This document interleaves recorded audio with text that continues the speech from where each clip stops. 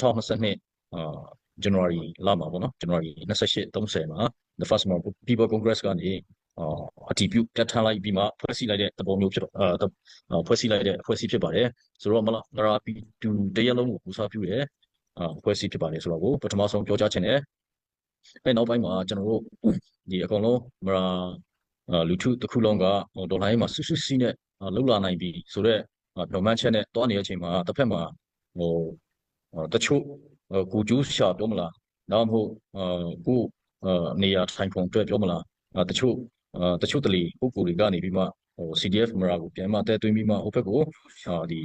CNA CC ဘက်ကိုCNA CNF ဘက်ကိုကပ်ပြီးမှကျွန်တော်တို့ကိုစားမပြူးတယ်လို့တွားပြီးမှ report လုပ်တယ်ပြီးတော့ကျွန်တော်တို့ကလည်း CJDC ကနေပြောမယ်ဆိုအငင်းခံလိုက်ရတဲ့အနေအထားမှာရောက်လာခဲ့တယ်ပြောမယ်ဆိုရင်တော့အဲ့ကာလာတော့ဆိုရင်တော့ဟိုအကုန်လုံးရဲ့တိုက်တွန်းချက်အကုန်လုံးရဲ့သဘောထားအတိုင်းစုစည်းမှုဒီပေါင်းစည်းမှုအတွက်ကျွန်တော်တို့လုပ်နေတဲ့အချိန်ကာလမှာ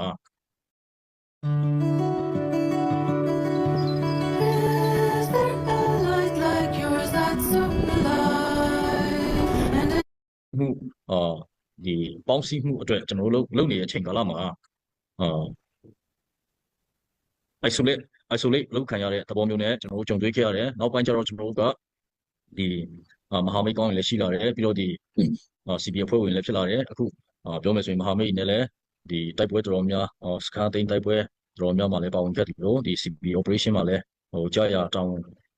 ကြာရကဏ္ဍမှာတောင်းကြီးနဲ့တောင်းကြီးပုံစွာနဲ့သူသဖြင့်မတူပီယူဟာသိမ်းတိုက်ပွဲမှာဆိုရင်တော့ကျွန်တော်တို့တက်ဝင်အင်တာအတိုက်ပါဝင်ခဲ့တာအားလုံးအတည်ဖြစ်ပါတယ်ဆိုတော့ကျွန်တော်တို့ကအခုခုနပြောသလို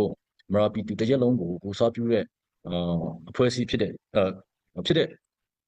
တည်နေအညီပေါ့နော်ကျွန်တော်တို့ဒီအခုလက်ရှိတချို့နေရာတွေမရောက်နိုင်သေးတဲ့ data တွေရှိတယ်အဲ့ဟာကကျွန်တော်တို့မှာတိုက်နေ6ခုရှိတယ်ကျွန်တော်တို့မရာနီမီမှာအဲ့တိုက်နေ6ခုမှာကျွန်တော်တို့တိုက်နေ5ခုတော့လုံချုံရေးအရာရောဒီအုပ်ချုပ်ရေးအရာရောအကုန်လုံးကိုrun နေတဲ့အချိန်ဖြစ်ပါတယ်ဥပမာဒီတိုက်နယ်တစ်ခုဖြစ်တဲ့ဒီစော်မိတ်တိုက်နယ်ဆိုတာရှိပါတယ်ဥပမာမိဘပြည်သူနားလည်ဖို့ဆိုရင်တော့ချန်ဒလာမြို့နယ်မှာရှိတဲ့မရာဒီပေါ့နော်ဒီတိုက်နယ်မှာကျွန်တော်တို့အုပ်ချုပ်ရေးတည်ဆောက်ပြီးသားက900ရှိတယ်ပြီးတော့ဒီ half နဲ့နေပြီးမှကျွန်တော်တို့မရောက်နိုင်သေးတဲ့အတွက်half from မဟုတ်ဘူးကျွန်တော်တို့ဘက်မှာဥပမာကြီးရွာတွေမှာဆိုရင်90 80ရာခိုင်နှုန်းလောက်ရှိပြီးမှအုပ်ချုပ်ရေးတည်ဆောက်နိုင်သေးတဲ့ရွာက3ရွာလောက်ရှိတယ်ဆိုတော့ကျွန်တော်တို့ကိုထောက်ခံတဲ့ကြီးရွာမရာပီတူလူထုဘက်မှာရက်တည်ရဲ့ကြီးရွာက10ရွာလောက်ရှိရပါတော့12ရွာ13ရွာထဲမှာဆိုတော့အဲ့မှာကျွန်တော်တို့ကလိုအပ်ချက်အရာတွားဖို့လိုနေပြီပြီးတော့သူတို့နဲ့တွေးဆုံဖို့လိုနေပြီဒါပေမဲ့လည်းကျွန်တော်တို့ကအချိန်နေအကြောင်းမျိုးကြောင့်ပေါ့မတွားနိုင်သေးတဲ့ကာလမှာဒီနောက်ဆုံးကျွန်တော်တို့ဒီတွားရောက်ခဲ့ခြင်းဖြစ်တယ်အဲ့မှာကြီးရွာ4ရွာကိုရောက်ခဲ့ပြီးအဲ့ကပြည်သူတွေလည်းလှိုက်ကြိုဆိုကြတယ်ဘယ်လိုလဲနွေးထွေးပဲကြိုဆိုကြတယ်ဆိုတဲ့အကြောင်းကိုပြောချင်တယ်အဲ့မှာမှဟိုဘက်ကျွန်တော်တို့မရာပီတူတစ်ခုလုံးကနေအစုတစိချင်းပေါင်းစည်းဖို့မလိုလားတဲ့တချို့အဖွဲ့တချို့လူတွေကနေခွဲထွက်တဲ့ CDF မရာဒီကကျွန်တော်တို့စိုင်းမှကျူးကျော်တိုက်ခိုက်လာတာရှိတယ်ကျွန်တော်တို့ကပီတူလူထုတွေနဲ့တွေးဆုံဖို့ပြီးတော့သူတို့နဲ့လိုတယ်ဒီအုပ်ချုပ်ရေးနိုင်ငံရေးစီးပွားရေးဖလှယ်ဖို့လုပ်နေတဲ့အချိန်မှာလို့အကျူးကျော်ခံတိုက်ခတ်ခံတာမျိုးရှိလာတယ်ပြီးတော့သူတို့ကဒီပြောမယ်ဆိုရင်ခုနပြောလို့ပေါ့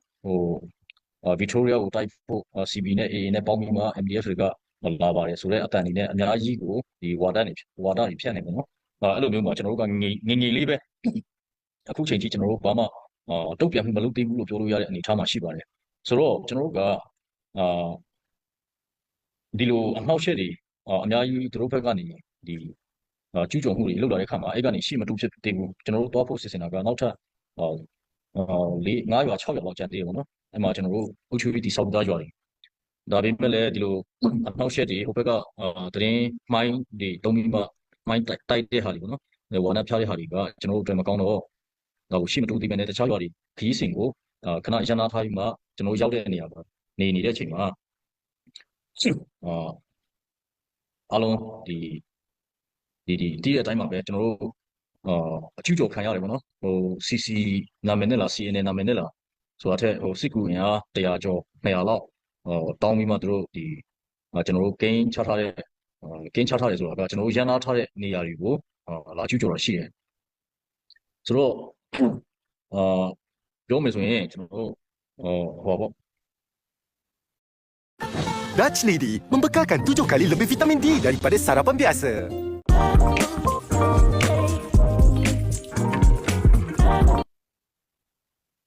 2ရက်နေ့ကဖြစ်မှာနော်1ရက်နေ့ပေါ့ဒီလ1ရက်ဟုတ်ပါတယ်ဒီလ1ရက်တောက်ကြံနေ့ကဆိုရင်အင်အားအလုံးချင်းနဲ့စစ်ကြောင်းလေးကြောင်းနဲ့လာပြီးမှကျွန်တော်တို့ကိုသူစစ်စင်လာတာရှိတယ်အဲ့မှာတနာရီခွဲ2နာရီနီးပါးလောက်ကျွန်တော်တို့တိုက်ပွဲဖြစ်တယ်ဆိုတော့ကျွန်တော်တို့ကကျွန်တော်တို့ target ကကျွန်တော်တို့နေမီမှာခုနေမီခု data မလို့ခု P2 တွေအပေါ်မှာဒီလုံချုံရေးအရဥချိုးရေးအရလှည့်လည်သွားလာခွင့်အပြည့်ရှိရဲဆိုတော့လက်ခံထားတယ်ပြီးတော့သူတို့ကိုဘာမှအရင်တိုက်ခိုက်တဲ့ဟာနှောက်ယှက်တဲ့ဟာမရှိဘူးဆိုတော့ဒီ P2 တွေကိုမေးရင်အကုန်လုံးတီးပြီးသားဖြစ်မှာပါဆိုတော့ဒီဟာကိုအဖွင့်ပေါင်းယူပြီးမှကျွန်တော်တို့ကိုထုစစ်ဒီရန်သူတစ်ဖွဲ့ထုစစ်စင်တယ်ပြီးတော့ဒီကျွန်တော်တို့ကAA နဲ့ CB နဲ့ပေါင်းပြီးမှပြောမယ်ဆိုရင်တော့ CNA ကိုဌာနချုပ်ကိုတောက်ဖို့လမ်းကြောင်းတွေဖောက်ပါတယ်ဆိုတဲ့ဆွဆွဲချက်တွေနဲ့ကျွန်တော်တို့ကခံရရတယ်ပေါ့နော်ပြောမယ်ဆိုရင်ကျွန်တော်တို့ကကျွန်တော်တို့အရင်ကပြောဖို့လို့ပေါ့ဒီကျွန်တော်တို့ CB ကအခုထိတ်ချုံနေမြေမှာအကောင်လုံးကိုသိမ့်ပြီးပြီကျန်တာကတီးတိမ်ပဲအဲ့ဒါအကောင်လုံးမိဘပြည်သူတွေတီးပြီးသားဖြစ်မှာပါအဲ့ဒီပုံမှာကျွန်တော်တို့လှုပ်ရှားနေတဲ့အချိန်မှာပြင်ဆင်နေတဲ့အချိန်မှာထပ်ပြီးမှနည်းနည်းထက်ချက်မယ်ဆိုရင်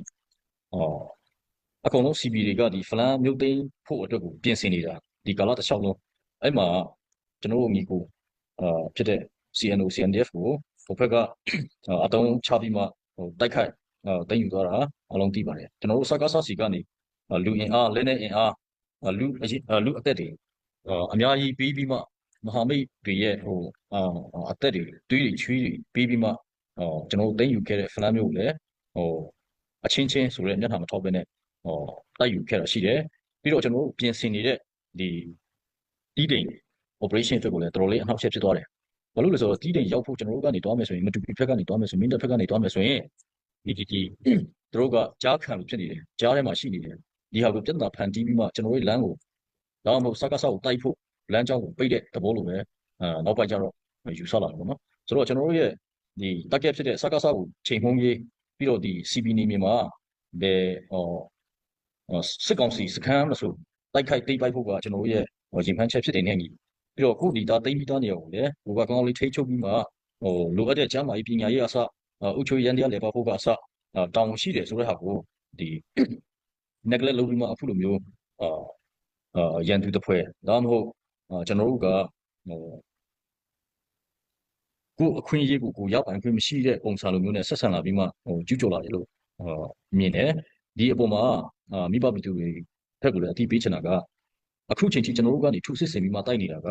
အလုံးသိပါတယ်မတူပီဗျူဟာရှိမယ်မင်းတက်ရှိမယ်မင်းတက်စခန်းရှိမယ်ပြီးတော့ကျင်တွေးကံပလဲပြီးတော့ဖလန်အကောင်လုံးကိုကျွန်တော်တို့တိမ့်နိုင်လိုက်ပါအဲ့မှာကျွန်တော်ပြင်ဆင်နေတဲ့အရာကဒီတိမ်ပဲရှိပါတယ်မဟုတ်ဘဲနဲ့ဒီဟာတွေကိုပိတ်ပင်ပြီးမှကျွန်တော်တို့ကိုအခုလိုမျိုးရန်သူတစ်ဖွဲ့ဆက်ဆံလာတာကတစ်ဖက်ကနေကြည့်မယ်ဆိုရင်ဒီဟာက